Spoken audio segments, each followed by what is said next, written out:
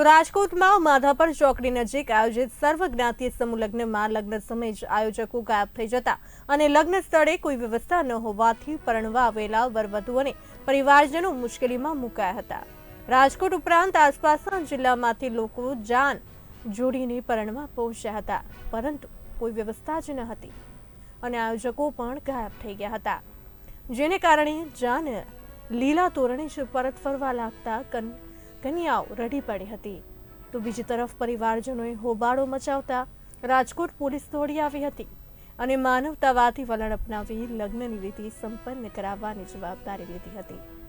રાજકોટ પોલીસે લગ્ન વિધિ શરૂ કરાવ્યા બાદ જે આયોજકો સામે આક્ષેપો થયા તેની સામે ગુનો નોંધવાની તજવીજ શરૂ કરી છે।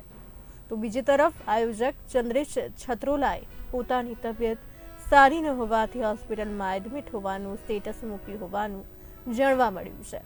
સમૂહ લગ્નના આયોજકોએ વર અને કન્યા પક્ષ પાસેથી 15,000 થી 40,000 રૂપિયા ફી પેટે લીધા હોવાનું સામે આવ્યું છે।